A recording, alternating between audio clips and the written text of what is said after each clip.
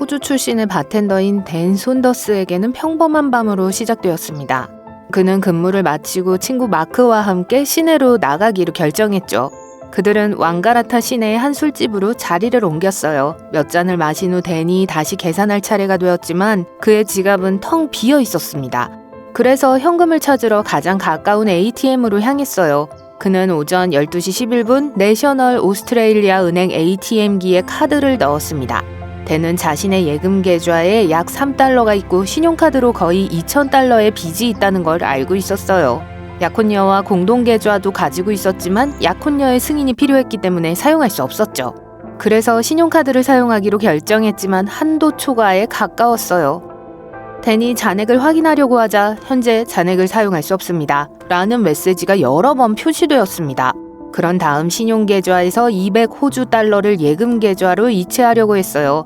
ATM은 거래가 취소되었습니다. 라고 말하며 카드를 뱉어냈죠. 댄은 그냥 돌아갈 수도 있었지만 어떤 목소리가 그에게 저축 계좌에서 200달러를 인출해보라고 하는 것 같았어요. ATM은 쉽게 그의 요청을 들어주었고 댄은 돈을 들고 바에서 친구와 재회했습니다. 그들은 즐거운 시간을 보냈고 일을 마친 후 댄은 이전에 현금을 인출했던 ATM을 지나 집으로 걸어가고 있었습니다. 그는 여전히 무슨 일이 있었는지 알 수 없었지만 다시 한번 현금 인출기를 사용하기로 결정했어요. 그는 전과 같은 방법으로 200달러를 자신의 예금 계좌에 이체했습니다.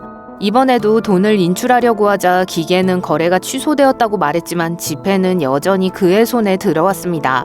그는 500달러, 600달러로 다시 시도해보기로 결정했고 계속해서 성공했어요. 운이 좋았던 이 남성은 결국 이런 식으로 약 2,000 호주 달러를 인출했습니다. 다음날 아침 눈을 떴을 때 댄은 모든 것이 꿈이었을 거라고 생각했어요.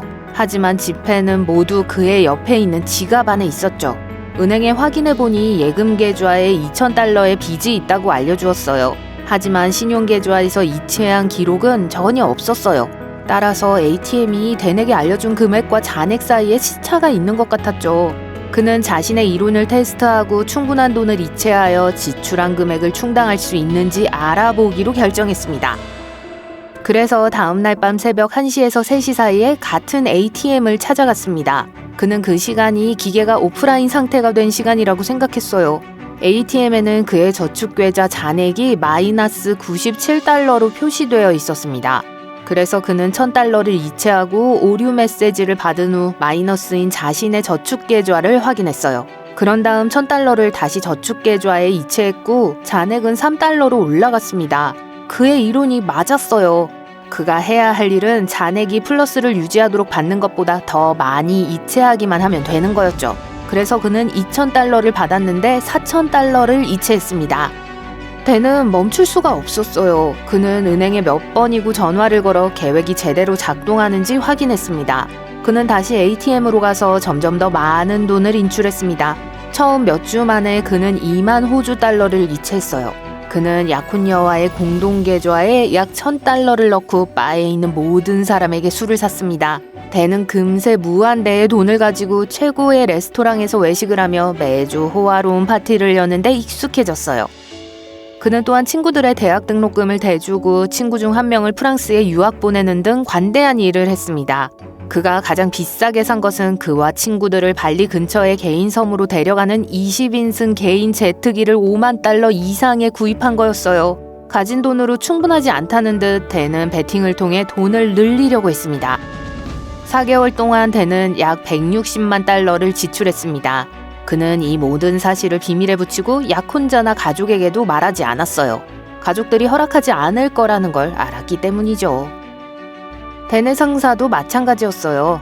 댄이 직장에서 베팅을 한다는 사실을 알게 된 상사는 바텐더를 초대해 진지한 대화를 나누었어요.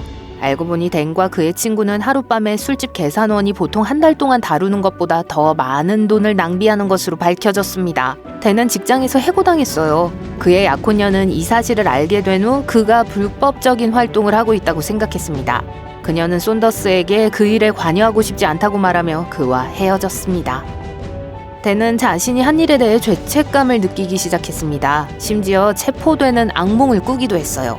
그는 자신의 것이 아닌 돈을 인출하는 것을 중단하기로 결심하고 은행에 자수했습니다. 은행에서는 그가 큰 공경에 처할 것이라고 말했지만 경찰이 처리할 일이라며 아무런 조치를 취하지 않았어요. 댄은 앞으로 어떤 처벌을 받을지 불안했습니다.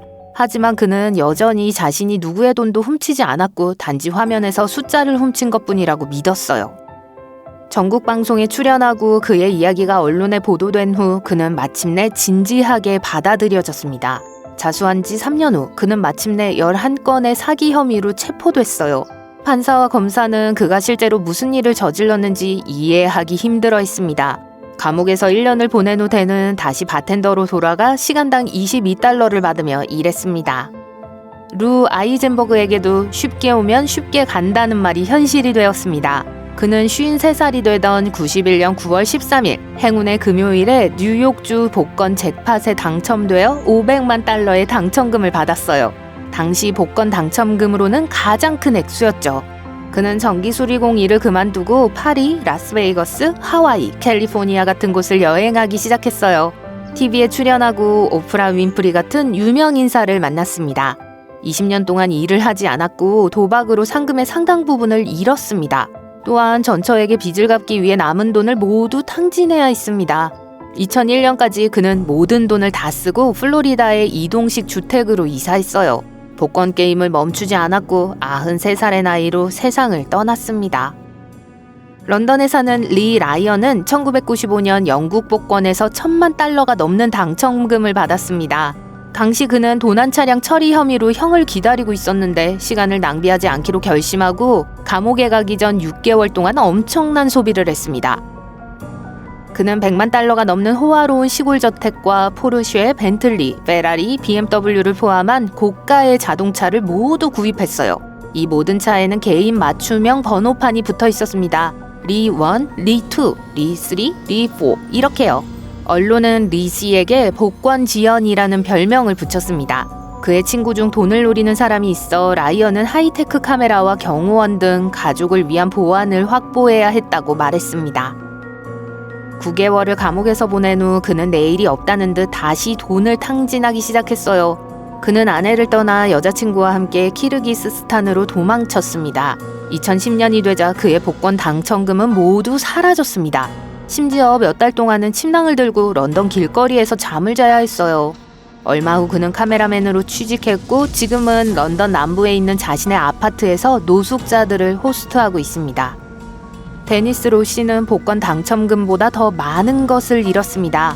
1967년 1월 그녀는 25년간 행복해 보였던 결혼 생활 끝에 갑작스럽게 이혼을 신청했어요. 2년 후 토마스는 복권 당첨자에게 큰 돈을 지급하는 회사로부터 전처에게 보낸 놀라운 편지를 받았습니다. 토마스는 법적 조치를 취했는데 데니스가 이혼 절차를 시작하기 11일 전에 $110만 잭팟에 당첨되었다는 사실에 대한 거였죠. 캘리포니아 법에 따라 토마스는 이혼 합의의 일환으로 데니스가 새로 찾은 재산의 50%를 받을 자격이 있었어요. 판사는 데니스를 처벌하기 위해 복권 당첨금의 절반뿐 아니라 전부를 전 남편에게 주어야 한다고 판결했어요. 결국 데니스는 당첨금을 사용할 수 없게 되었습니다.